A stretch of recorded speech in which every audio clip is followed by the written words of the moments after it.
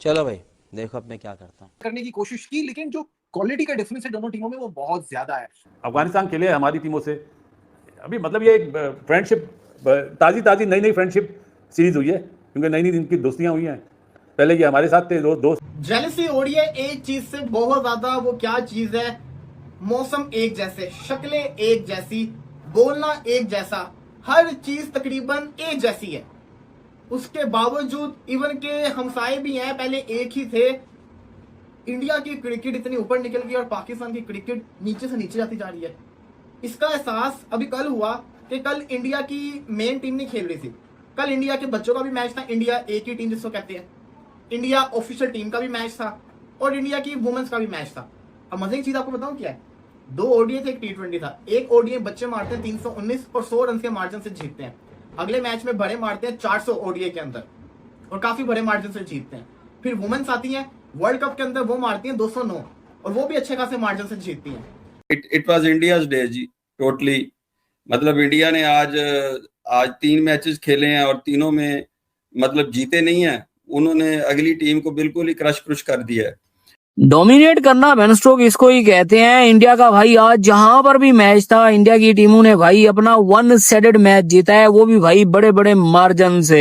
India को बहुत बहुत मुबारकबाद। इंडिया की मेंस टीम, इंडिया की ए टीम और इंडिया की विमेंस टीम, तीनों ने आज के दिन अपने अपने मैचेस जीते। तो भाई हिंदुस्तान को, इंडिया को 3 बार कॉन्ग्रेचुलेशन। लंदन से लेके लखनऊ तक, लखनऊ से लेके लंदन तक। अफगानिस्तान भी बोल रहा होगा कि मारो हमको, जिंदा मत छोड़ो, हम कोई मंदिर का घंटा है, जो भी आता है बजा के चले जाता है। भाई ये कुछ अलग ही लेवल का इंडिया डाउनलोड हो गया है। मैं हैरान हूं कि 2020 से पहले चलो फिर भी हमें लगता था कि इंडिया को इस तरह कर लो तो हार जाएगा, इंडिया को इस तरह कर लो तो हार जाएगा, लेकिन अब इंडिया को जिस तरह कर लो, जैसे कर लो, अंडर 19 ले लो, ए ले लो, वुमेन्स ले लो, अरे भैया ये तो रुकने का नाम ही नहीं ले रहे। क्या खतरनाक सीन हो गया। 400 रन बन रहे, इनिंग खत्म हो गई, ऐसी की तैसी कर दी। और ये बंदा Shubman Gill as a captain क्या है भाई? कैप्टन फर्स्ट सेंचुरी है ओडीआई की, और यार मुझे समझ में नहीं आ रहा सेंचुरी के बाद कितना दुख मिलेगा और ज्यादा जिंदगी के अंदर कितना दुख सहूंगा मैं भाई। हम भी तो यही बोलते हैं। Smriti Mandhana and Shafali Verma came all guns blazing on their opponent. अगर स्मृति मंदाना ऐसे खेलती रही जैसे खेल रही है तो भाई ये वुमेन्स वर्ल्ड कप भी भाई इंडिया का ही है। इंडिया की वुमेन्स क्रिकेट टीम जो कि T20 वर्ल्ड कप खेल रही है, वो T20 वर्ल्ड कप में धोती खोल रही है सामने वाली ऑपोजिशन के सामने, चाहे पाकिस्तान आ रहा हो, चाहे अफगानिस्तान आ रहा हो, चाहे आज यहाँ पर नेदरलैंड्स आ रहा हो। एक तरफ कप्तान शुभमन गिल की टीम इंडिया और एक तरफ हरमनप्रीत कौर की टीम इंडिया, दोनों ने अपनी जबरदस्त किस्म की गिरफ्त और जबरदस्त किस्म की डोमिनेशन को रजिस्टर किया। पहले इंडिया की ए टीम ने भाई अफगानिस्तान की ए टीम को 101 रन से अपना मैच हराया और उसके बाद भाई इंडिया की मेन टीम ने अफगानिस्तान की मेन टीम को 172 रनों से हराया और फिर अभी जो है ना भाई इंडिया की वुमेन्स टीम ने 95 रनों से हरा दिया है नीदरलैंड की वुमेन्स टीम को। जो भाई शुभमन गिल, ईशान किशन ने, दोनों ने मिलकर जिस तरीके से एक इम्पैक्टफुल पार्टनरशिप लगाई, एक तरीके से रोहित और विराट की याद ताजा की। अगर आप देखें ईशान किशन का सरप्राइजिंग ज्यादा क्यों है, देखो सेंचुरी तो शुभमन गिल ने भी मारी है, लेकिन मसला ये इसकी शॉट सिलेक्शन T20 में डिफरेंट हो जाती है, इसकी शॉट सिलेक्शन ओडीआई में डिफरेंट हो जाती है। सबसे पहले तो भाई मैं ये बता दूं कि पाकिस्तान क्रिकेट टीम को इंडिया के वुमेन्स टीम के साथ मत खिला देना। ये हाथ जुड़े मेरे सामने, जय शाह भाई का कुछ पता नहीं है, उसका दिमाग घुमा। वो Pakistan men's versus Indian cricket team, Indian women's के साथ जो है वो खिला देंगे और वहां पर भी हमें पता है कि हमें पेला जाएगा। एक तरफ कप्तान शुभमन गिल की टीम इंडिया और एक तरफ हरमनप्रीत कौर की टीम इंडिया, दोनों ने अपनी जबरदस्त किस्म की गिरफ्त और जबरदस्त किस्म की डोमिनेशन को रजिस्टर किया और एक टेस्टामेंट इंडियन क्रिकेट के लिए फिर एक दफा रजिस्टर हो गया कि कौन से प्लेयर अंदर होते हैं, कौन से प्लेयर बाहर जाते हैं। बायलैटरल क्रिकेट होती है, वर्ल्ड कप होती है, doesn't matter, India keeps on winning and keeps on winning in a similar manner that they keep on dominating their respective opponents. हालांकि पाकिस्तान के खिलाफ भी अगर मैं देखूं, आज इंडिया ने जाहिर सी बात है नेदरलैंड रैंकिंग में हल्की है।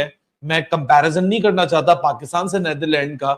हम सभी को पता है कि अगर पाकिस्तान मुसीबत डालना अपने पे डालना चाहे, वुमन खासतौर से नेदरलैंड से भी डलवा लेंगी अपने ऊपर। इतनी गंदी किस्म की परफॉर्मेंस की उसकी भी कोई आपको मिसालें नहीं मिलेंगी। लेकिन सबसे बड़ी प्रॉब्लम जो है हमारे सामने वो यही है कि इंडिया को भाई साहब the moment you start thinking के सामने वाली टीम थोड़ा सा इंटरेस्टिंग खेल रही है, ये बस चल हमें लगता है और इंडिया फिर अपनी डोमिनेशन को रजिस्टर कर देती है। सबसे पहले तो आज मेरे ख्याल से वुमेन क्रिकेट की बात करते, फिर मेन क्रिकेट पे आते हैं। दो इंटरेस्टिंग, एक तो इंटरेस्टिंग डेब्यू प्रिंस यादव का, दूसरा गुरनूर बरार धर्मशाला की विकेट से, जहां थिन एयर होती है, सर्दी होती है, अर्ली सीम और स्विंग को मदद मिलती है, उन कंडीशन से निकलकर पहुंचा लखनऊ, वहां नई बॉल की, यहां फर्स्ट चेंज पर आया, डिफरेंस था। शुभमन गिल, ईशान किशन ने, दोनों ने मिलकर जिस तरीके से एक इंपैक्टफुल पार्टनरशिप लगाई, एक तरीके से रोहित और विराट की याद ताजा की, फिर इंडिया ने 403 के ऊपर एंड अप किया, फिर आके डोमिनेटिंग तरीके से अफगानिस्तान के ऊपर विक्ट्री को रजिस्टर किया। हमारे पास एक भी इंटरनेशनल स्टेडियम है, फुटबॉल को छोड़ो, क्या क्रिकेट के अंदर हमारे पास ऐसा स्टेडियम है? आपके सारे मुल्क शहरों के अंदर सिर्फ एक स्टेडियम ऐसा है जिसका नाम है कदाफी स्टेडियम, वो भी सिर्फ बिल्डिंग की हद तक, सामने वाली बिल्डिंग और दूसरी वाली बिल्डिंग, ये दो बिल्डिंग हैं जो इंटरनेशनल स्टैंडर्ड की हैं। उसके अलावा जो आपका लोगों के लिए बैठने की जगह है वो अप टू द मार्क नहीं है, वो कहीं से इंटरनेशनल स्टेडियम के इक्वल नहीं आता। तो आपके पास तो एक भी इंटरनेशनल स्टेडियम फुटबॉल के अंदर देखा, यूएसए के स्टेडियम देखे, फुटबॉल के कौन कौन से स्टेडियम पाकिस्तान के अंदर मौजूद है? अब यहीं पे आ जाए जरा भारत के ऊपर। चलो फुटबॉल उधर नहीं चलती, फुटबॉल को वो लोग इतना इज्जत नहीं देते, फुटबॉल को वो लोग फेंकते हैं साइड पे, क्रिकेट को वो लोग सब कुछ समझते हैं। लेकिन जो खास चीज है वो क्या है कि आप ये देखिए कि भारतीय टीम जो है, खाली टीम अच्छी नहीं है, उनके स्टेडियम देखें। अगर वो क्रिकेट में तरक्की कर रहे हैं तो साथ ही साथ अपना इंफ्रास्ट्रक्चर भी ऊपर लेके जा रहे हैं। नरेंद्र मोदी स्टेडियम, कितना बड़ा स्टेडियम, मुंबई का स्टेडियम, धर्मशाला का स्टेडियम, कलकत्ता, एक से भरकर एक स्टेडियम बनते जा रहे हैं। पंजाब का एक स्टेडियम बना, आईपीएल का मैच होता है तो लगता है जैसे जैसे रहते हैं ना, होम बेस मुकाबला हो रहा है, पूरा रेड स्टेडियम होगा, जिस टीम का जो होम होगा उसके कलर का स्टेडियम होगा। तो हम तो 1% भी इसके करीब नहीं पहुंचे रहे। तो जेलसी इस चीज की होगी, ये चीज इस कहीं नजर नहीं आ रहा था कि मतलब इंडिया को कहीं भी कोई दिक्कत होने वाली है, तो वो तो कोई भी प्रेडिक्ट कर सकता था। इट वाज इंडियाज डे जी, टोटली। मतलब इंडिया ने आज 3 मैचेस खेले हैं और तीनों में मतलब जीते नहीं हैं, उन्होंने अगली टीम को बिल्कुल ही क्रश कर दिया है। और जो मेरा एक पॉइंट होता है ना, वो पॉइंट ये होता है कि अगर आप एक अपने से कमजोर टीम से खेल रहे हैं तो फिर आपका वो फर्क नजर भी आना चाहिए। जो सबसे इंपॉर्टेंट चीज होती है कि अगर आप किसी कमजोर टीम से खेल रहे हैं तो वो फर्क आपकी परफॉर्मेंस में ट्रांसलेट होना चाहिए, रिफ्लेक्ट करना चाहिए। इंडिया की वो टीम है जो अपनी इस वक्त जिस स्टेज पे, जिस स्केल पे वो खेल रही है, उसको उन्हें नजर आ रहा है कि हाँ बिल्कुल, वो अगर अफगानिस्तान से खेल रही है तो ऑब्वियसली अफगानिस्तान से तगड़ी है, तो अफगानिस्तान की टीम खेली है तो वो सारी जगहों पे आप उनका देखें तो 170 रन मतलब टोटल होते हैं, वो 170 से जीत गए। उन्हें 400 करना चाहिए था अफगानिस्तान के खिलाफ, उन्होंने किया। इतना ही फर्क है ना उनका, 50 ओवर में 50-50 का फर्क है। अगर हम समझे कि इंडिया और अफगानिस्तान का कहें तो हम ये कह सकते हैं कि नहीं, तो अगर यहाँ पाकिस्तान की टीम खेल रही होती तो पाकिस्तान की टीम खेल रही होती तो मैं ये नथिंग अगेंस्ट पाकिस्तान, लेकिन मैं ये प्रेडिक्ट नहीं कर सकता था कि पाकिस्तान जीत जाएगा। मैं इंडिया के तो मैं ये कह रहा था ना जीत जाएगा। अब मैं ये कह रहा हूं कि इंडिया को वैसे ही जीता जैसे जीतना चाहिए था, क्योंकि आप एक ऐसी टीम के खिलाफ खेल रहे हैं जो आपसे एक स्टेप पीछे खड़ी है। अगर वो एक स्टेप पीछे खड़ी है तो आपका वो फर्क आपकी परफॉर्मेंस में नजर आना चाहिए। अब जिस तरह आके उन्होंने खेला है, आप देखिए जिस तरह शुभमन गिल खेला, शुभमन गिल की क्लास नजर आ रही थी कि वो अकेला ही पूरे अफगानिस्तान के लिए काफी है। सीरीज भी अपने नाम कर लिया इंडिया ने, but more importantly the dominating performances. बिल्कुल ऐसे ही है, और ऐसे ही एक टीम को अपना लेवल दिखाना चाहिए। हमारी तरह थोड़ी है कि उसी लेवल पे जाके खेलना शुरू कर देंगे। उन्होंने अपना लेवल मेंटेन रखा हुआ, उससे बढ़ते ही जा रहे हैं। और मेरे ख्याल से ये 400 रन 8वीं मरतबा बनाए हैं इंडियन टीम ने, ऐसे ही है जी, बिल्कुल ऐसा ही है। जो मुझे वो याद, अगर मैं क्रिकेटिंग परफॉर्मेंसेस के हवाले से बात करूं तो जिस तरह का मैच हुआ, there was no match, team India was far ahead. सामने से अफगानिस्तान ने जो है मुकाबला, आजकल इंडिया के साथ ये दोस्त बने हुए हैं।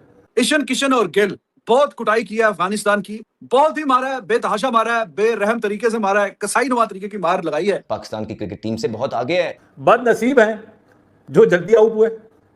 और बदनसीब है ईशान किशन भी और गिल भी जिससे 200 निकले। इंडिया ने 2027 का भी वर्ल्ड कप बुक कर लिया। जिस तरीके की आज बैटिंग लाइन इंडिया की मेरे को नजर आई ना, 402 रन की क्या धुएंधार इनिंग खेली, जिसमें बहुत बड़ा किरदार शुभमन गिल जो कैप्टन है इंडियन टीम के, और दूसरा जो है ईशान किशन जो है, इनका बहुत बड़ा किरदार है। मुझे बहुत मजा आया इनकी इनिंग्स देख के, और इसीलिए कहा जाता है कि जो आपके जो इंडिया की बात जब भी कोई दुनिया के पंडित करते हैं तो वो किसी एक प्लेयर पे बात नहीं करते, वो ओवरऑल स्ट्रक्चर की बात करते हैं कि ओवरऑल इनके पास इतने like to like replacement. Team को अपना लेवल दिखाना चाहिए, हमारी तरह थोड़ी है कि उसी लेवल पे जाके खेलना शुरू कर देंगे। उन्होंने अपना लेवल मेंटेन रखा हुआ, उससे बढ़ते ही जा रहे हैं, और मेरे ख्याल से ये 400 रन 8वीं मर्तबा बनाए हैं इंडियन टीम ने। ईशान किशन तो है ही, आप कह लें कि जबरदस्त प्लेयर है, वो तो आप कह लें कि चुटकुला छोड़ता है सेंचुरी मार के, उसकी तो बात ही और है। मारा उसने इसलिए उसको टीम के अंदर डाला हुआ है। वो कोई वहां पे जो है ना लोगों को एंटरटेन नहीं करने गया कि जब ऑफ डे होगा तो एंटरटेन करेगा। वो इसलिए है कि भाई वो छिक्के मारता है दूर दूर, ठीक है, और फ्यूचर नजर आ रहा है उसका, और जो वर्ल्ड कप में इसने 2-3 इनिंगें अब खेलनी है, ये वो तो नहीं बाहर होता। बहुत ही बुरी हुई है अफगानिस्तान के साथ, बहुत ही बुरी हुई है यार। मतलब कि पेला है, पेल दिया रगड़ रगड़ के। जो अफगानिस्तान अपनी बॉलिंग के लिए फेमस थी, उस बॉलिंग को 400 मार। एक दिन और 3-3 कह लें कि जो विनिंग सिचुएशन है ना आज भारतीय टीम की हम लोगों को नजर आई। अगर हम लोग बात करें इंडिया ए वर्सेस अफगानिस्तान ए, तो वहां पर भी कह लें कि जो इंडिया ए के यंगस्टर्स थे उन्होंने अफगानिस्तान को ठिकाने लगा दिया। और फिर हम लोग बात करें अगर Indian women versus Netherland women, तो उन्होंने भी इनको ठिकाने लगा दिया। बट मोस्ट इंपॉर्टेंट अगर बात की जाए तो India versus Afghanistan ODI series चल रही थी, और भारतीय टीम ने ये सीरीज अपने नाम की है। कह लें कि 170 रन के साथ। अगर हम लोग बैटिंग लाइनअप की बात करें तो रोहित शर्मा का 48, शुभमन गिल का 154 और ईशान किशन का 79 बॉल्स के ऊपर 125 हम लोगों को नजर आया, और कह लें कि 402 बोर्ड पर लगाकर रख दिए। So first of all I will suggest that कि हमें अपने जो चाहे फीमेल्स है पाकिस्तान की चाहे मेल्स हैं, मतलब हमें फोकस अपनी जो कमियां हैं इस पे फोकस करना चाहिए, ना कि जैसे अब तो हर बार ही हार रहे हैं, फीमेल्स भी हर बार ही हार रही हैं, मेल्स भी हर बार हार रहे हैं। इवन जो हमारे मेल बाबर आजम है उनसे बेस्ट तो इंडिया की सिमरन जो है वही अच्छा प्ले कर रही है।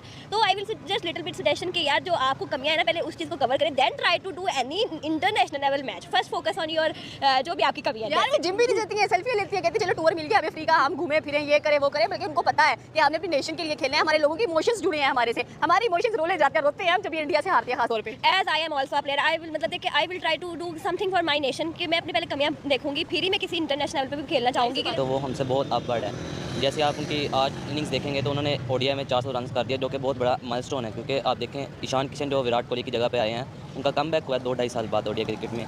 वो एक स्ट्रॉन्ग डोमेस्टिक परफॉर्मेंस के बाद आए हैं, और आज उन्होंने दिखाया कि डोमेस्टिक आपकी क्रिकेट को कितना हेल्प करती हैं। और उसके बाद शुभमन गिल ने भी आज फ्रंट से लीड किया है।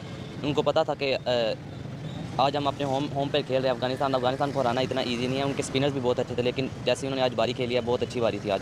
बिल्कुल आपकी बात सही है। आपने ईशान किशन की बात की कि वो विराट कोहली की जगह पर अकेले पिछले मैच में आपने देखा होगा कि शुभमन गिल कप्तान है ओडीआई सीरीज के अंदर, और पहले मैच के अंदर 89 नॉट आउट गए और आज भी 54 खेल गए। जयसवाल को भी कह लेंगे आज मौका मिला एज एन ओपनर आने का रोहित शर्मा के साथ। और शुभमन गिल आप उसको एज ओपनर खिला लें या आप उसको एज वन डाउन लेकर आए, वो बंदा चलेगा। उनके पास बैकअप्स बहुत अच्छे हैं ना। आप फॉर एग्जांपल देख लें, अगर शुभमन गिल टॉप पे खेलें तो उनके पास बैकअप्स बहुत अच्छे हैं। वो ये